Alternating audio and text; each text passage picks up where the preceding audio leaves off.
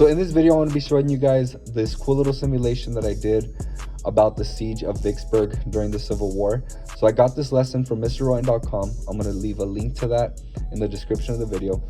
So what I did is I basically set up the classroom as you see here. So basically you want a general area, and on the outside of the area you want walls, right, which are basically the desks. Then I made little tunnels, if you will, which were arranging the middle desks in kind of like a snaking pattern. And basically underneath these desks, or some of the desks, there were 8 different primary source documents that explained what life was like inside of the city of Vicksburg during the siege. So basically the idea is that the students are going to be in Vicksburg, and just as the people of Vicksburg, they mostly only walked around during the night, right? So I have the lights turned off basically the whole time of the simulation. I have little candles for them so they can move around and really feel, again, like it's nighttime and they're moving around. And what they're doing is underneath the desks, there are different primary source documents, and they're actually placed out of order, right? So this is kind of a key component, right? So I numbered the documents 1 through 8, and what the students have to do is read the documents and answer a question, which is on the PowerPoint, which is basically, what does this information reveal about the siege of Vicksburg? So there's 8 of these documents, and they're spread out throughout the different trenches or caves, if you will, however you want to call them, which are basically the desks inside of the space that I created for them.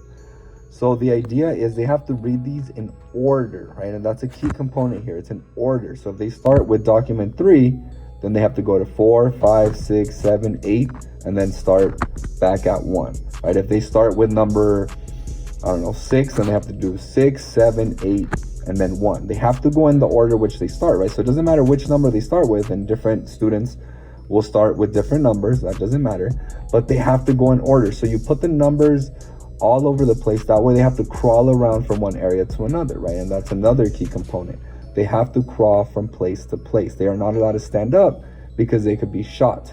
And in some of my periods, I actually got paper balls and started throwing it at the students that seemed to be getting up, or that their head was too high up, right? So I told them they have to be below the desks, right? Because in the siege of Vicksburg, there were sharpshooters, there were people in the mountains, there was cannons and all that. So they had to keep their head down or else they could be shot, right? So that's just kind of the whole idea, creating that atmosphere. So the audio component is also pretty important. So what I did, or what Mr. Rowan did, is he created different files of audio. So there's like cannons going on in the PowerPoint itself. There are cricket noises. I also found some gunshot noises, which I also put in another little speaker that I have, this Bluetooth speaker that I have in my classroom. So I put that somewhere else. It can, it can really sound like they were actually here in Vicksburg, right? So that's the whole idea. They're answering the same questions over and over. What does this information reveal about what life was like at Vicksburg at this time, as they're reading these primary source, very interesting documents, right?